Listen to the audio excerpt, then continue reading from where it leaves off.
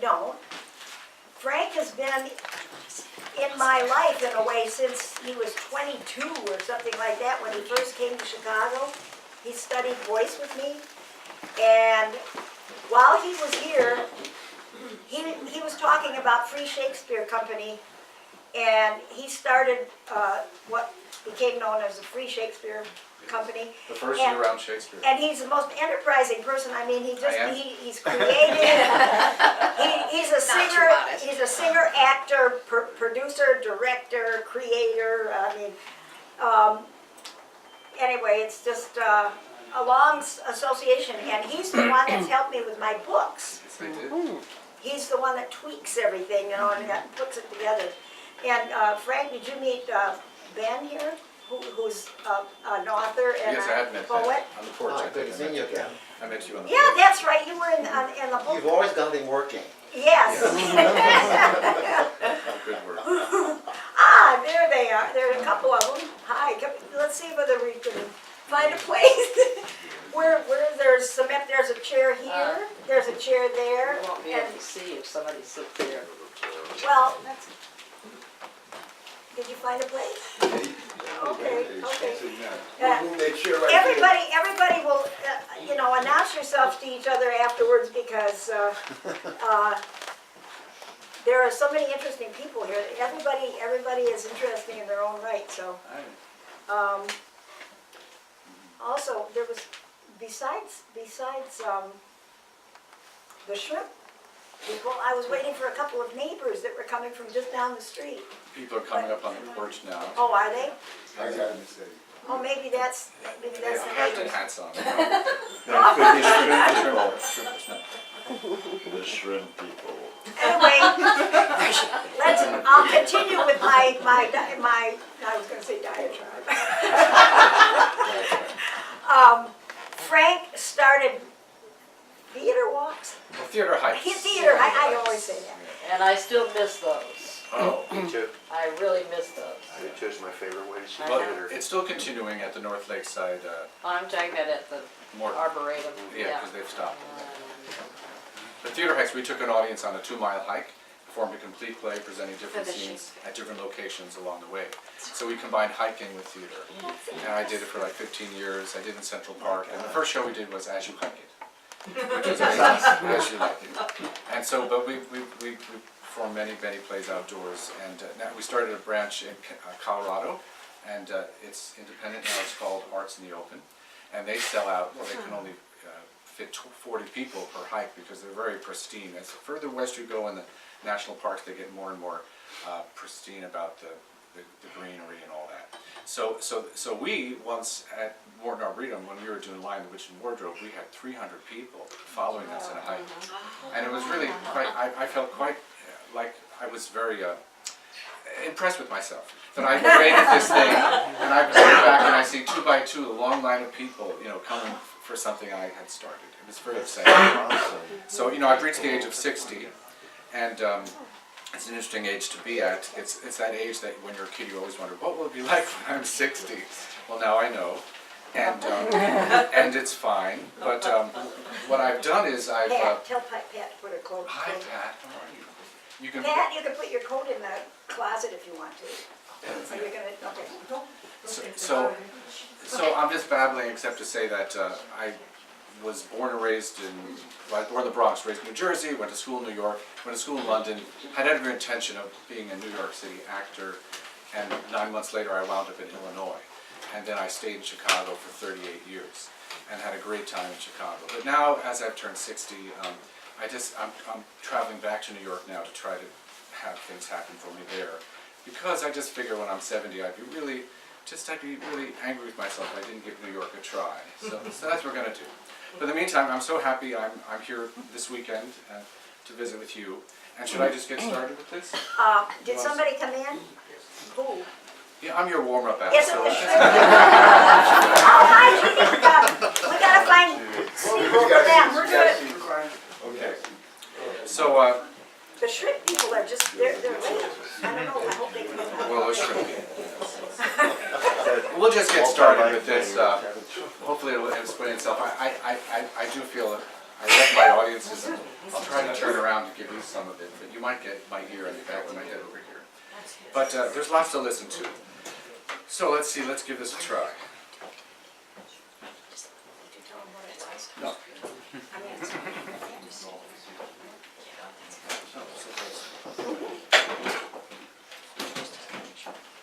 Maybe it's not.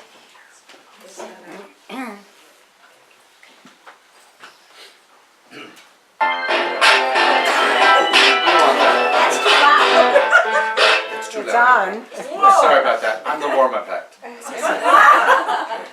Yeah. Let's see. Okay. A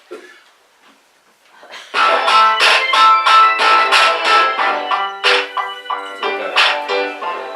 Hi, everyone. Now, how's about something different? How's about some poetry with a new beat, so to speak? Well, I would like to present to you 3 poems by John Keats. The first is called A Song About Myself, and is followed by the sonnet When I Have Fears, followed by a very short piece called The Devon Maid. So sit back, relax, and get ready, because here comes Rap Master Johnny Keats.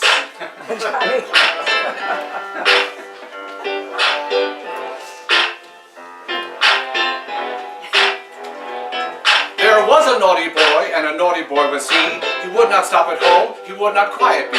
He took in his knapsack a book full of vowels, and a shirt with some towels, a slide cap for nightcap, a hairbrush combedo, new stockings for old ones with splitto. This knapsack, tight at his back, he riveted close, and followed his nose to the north, and followed his nose to the north. There was a naughty boy, and a naughty boy was he. For nothing could he do but scribble poetry. He took an inkstand in his hand, and a pen big as 10 in the other. And away in a putter he ran, to the mountains and fountains and ghosts and posts and witches and ditches. And he wrote in his coat when the weather was cool, fear of gout, and without when the weather was warm. Up the charm when we choose to follow one's nose to the north, to the north, to follow one's nose to the north. There was a naughty boy, and a naughty boy was he. He kept little fishes in washing tubs 3. In spite of the might of the maid, nor afraid of his granny good, he often would hurly-burly get up early and go by hook or crook to the brook and bring home miller's thumb, tittle batlet over fat, minnow small as the small of a glove, not above the size of a nice little baby's little fingers. Oh, he made, 'twas his trade, a fish, a pretty kettle, a kettle of fish, a pretty kettle, a kettle of fish. There was a naughty boy, and a naughty boy was he.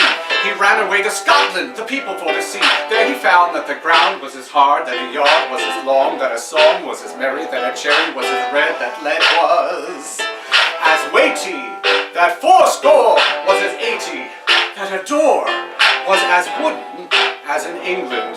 So he stood in his shoes, and he wondered, he stood in his shoes, and he wondered.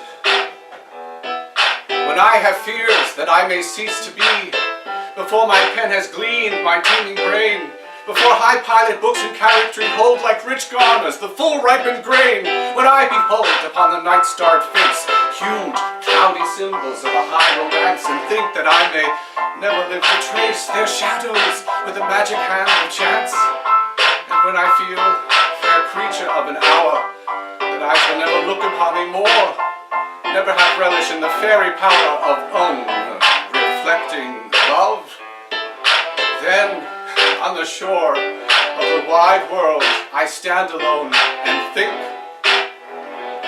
to love and fame, to nothingness, to sink.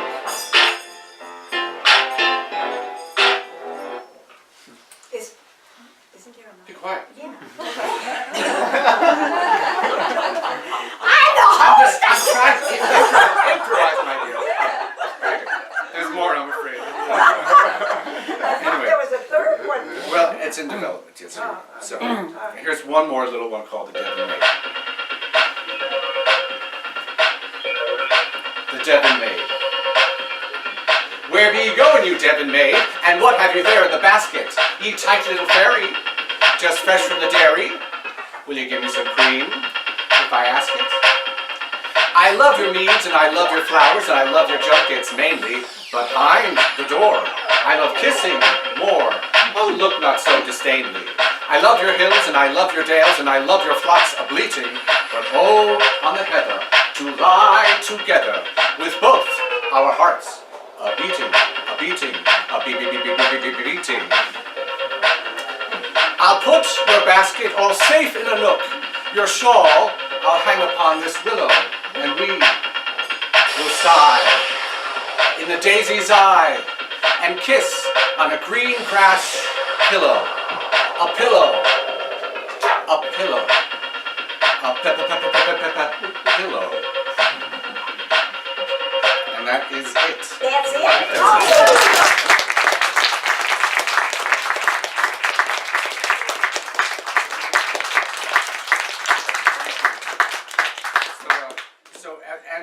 This is sort of a salon, what you're doing here, Yeah. Peggy, today, isn't it?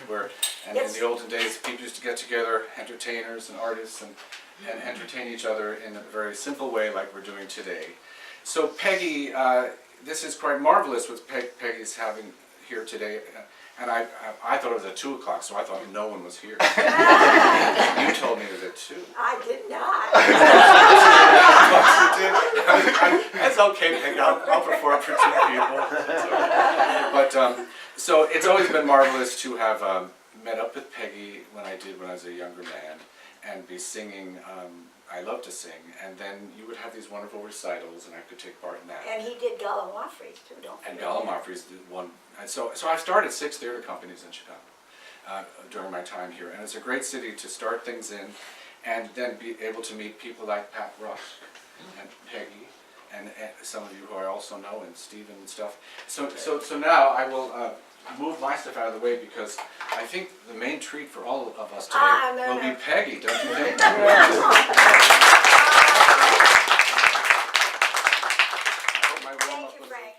Thank you, Frank, but you know, all of you must know my age now. And this is sort of my winding up of 80 years of music, in a way. So I thought I'd do something one more time. And the first thing that I'm going to do is surprise people, I think. I'm not sure I can do it because it's raining. But I'm going to try and see how it goes.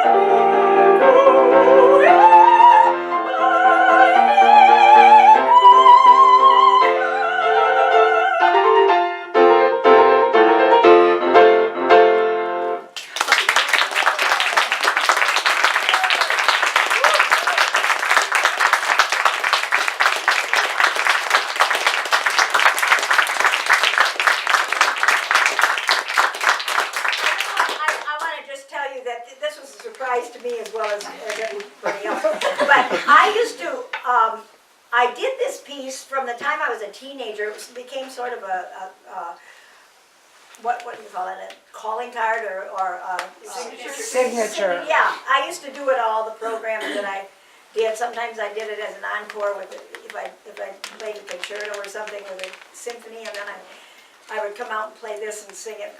And anyway, it's one of my favorite pieces in the world, and I thought I'd like to try to do it one more time. So now, let me tell you about this other thing.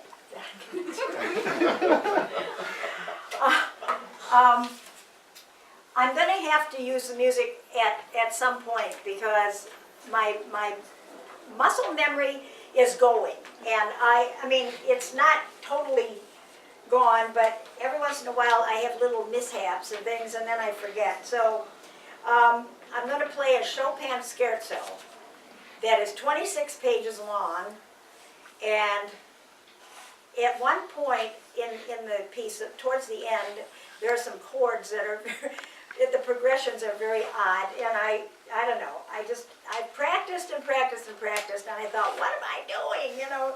Why did I choose this particular piece? Well, Chopin is, you know, the king of piano, and I wanted to tell you a little bit about this piece, because unlike the scherzos that are just happy and full of life in a symphony or something, this one has a lot of moods in it. And it starts out, I'm going to just demonstrate. It starts out kind of eerie, like this. And then it goes into, it's like somebody is asking a question and then answering.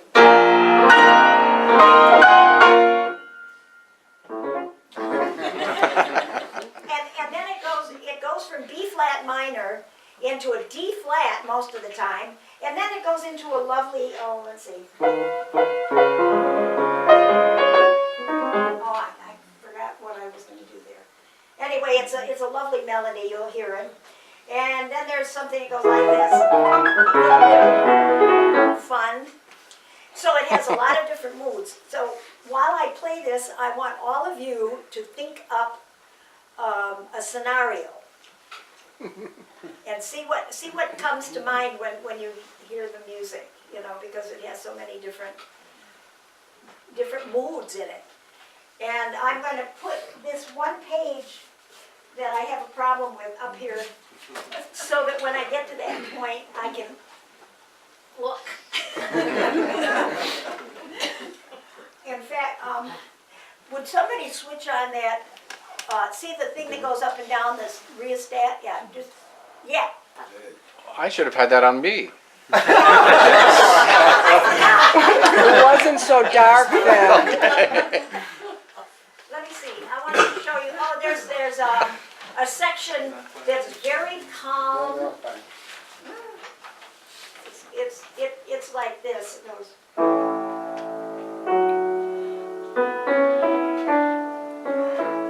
Now, Chopin might have been bipolar, maybe, I don't know, but he was tubercular. Everybody that knows about that probably. He was Polish, and he spent most of his musical life in Paris, where he carried on an affair with George Sand, and she was a woman, modern novelist in Paris, who went around in men's clothing. She was married. Her name originally was Armandia Aurora Lucille Dupin. So she changed it to George Sand. And she was married to Casimir Dudevant. And she left her husband and her two children, went to Paris, and had these affairs with Chopin, Liszt, Prosper Mérimée, and others. And it was I think the one with Chopin was the longest of her dalliances. And that's all oh no, Schumann, Robert Schumann, compared this scherzo to a Byronic poem,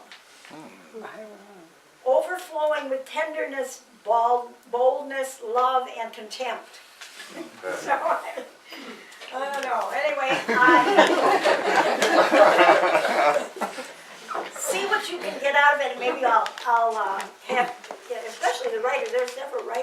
there's Ben, and there's Bill. Is Bill here, Bill? There's Bill back there, he's a writer. Is there anybody else that I haven't? Raise your hand too. Cody, is that Cody? Yep. You're a writer too? Okay, and their mother was a writer too, so. Might as well raise your hand too. Oh, yeah, right, right. Yes, coming to the end of your musical life, you have to do something to keep busy, so I wrote 4 books in 3 years. Yeah. I don't know how I did it because I didn't intend to be a writer, but anyway. Be patient if I have a mistake, but anyway. I'll do this Scherzo by Chopin. It's number 2. He wrote 4, I think, 4 scherzos, and this is number 2 in B flat minor.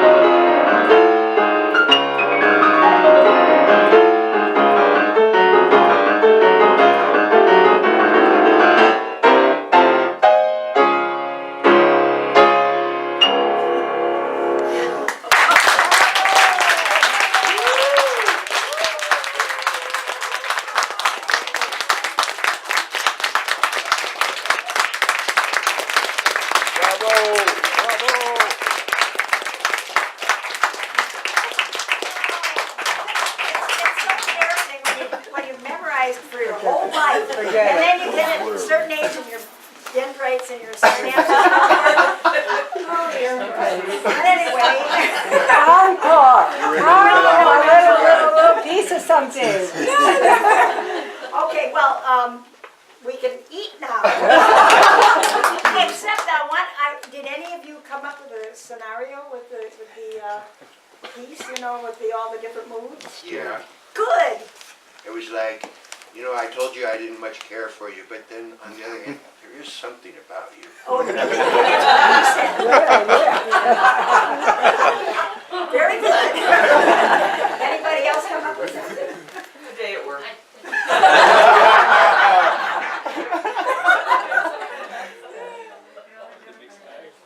Well, you know, somebody said that the first part was a question and the precipitous stuff was the answer. I mean, that's It's a one long way of, answer. huh?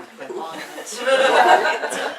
Yeah, and it's, I don't know what it is, why I choose these. Well, there were certain sections that sounded so contemporary. I mean, Yeah. don't you think so? To me, it sounded, I mean, there were pieces in that, it sounded like Bill Evans, to me, you know, jazz pianist. Yeah, yeah. The chords at the end. There was a melody in there that was just haunting, that Yeah, you well, kept you on mean, coming yeah. back to. Really, yeah.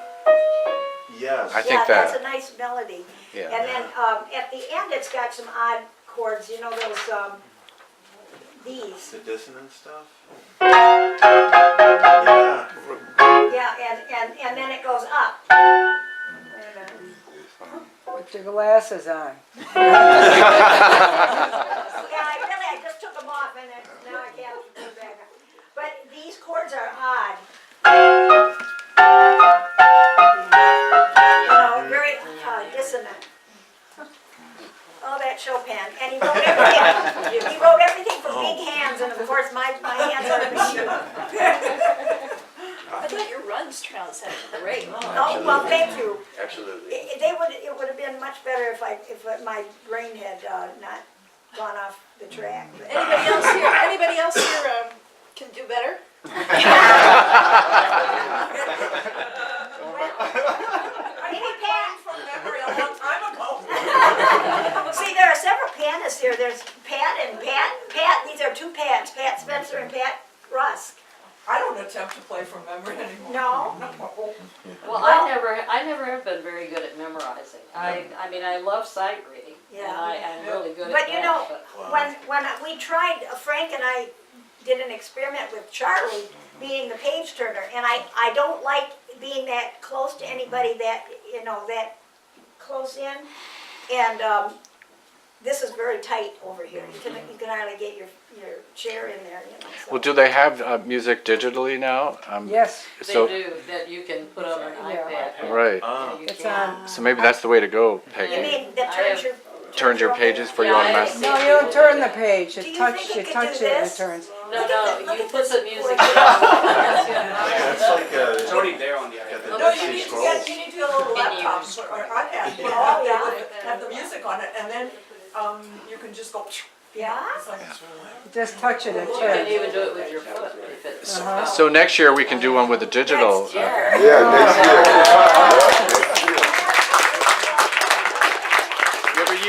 You have a year to prepare, Peggy. You know, it's so much fun to have so many people here. I haven't had a party since my 80th birthday in, well, 4 years ago. So this is fun. I would like to invite you to have some food now and. Peggy, What? let me just make a little announcement. Yeah. I mean, for some people who might be interested in opera, I worked for 40 years as a dresser at the Lyric. Right. And in the newspaper today, you may see an obituary of Vincenza d'Orio. Yeah. Vincenza was actually the last link of the Lyric opera to Maria Callas. She was her dresser. Yeah. And if you wanted to know the inside story about what happened with Callas and everything. But is that in the Tribune? Because It should be in the Tribune. I didn't would see it in my imagine. Sun Times. My Sun Times was thrown down, I don't know, it was outside the gate. He's 104 years old. Wow. I didn't see it in the Tribune.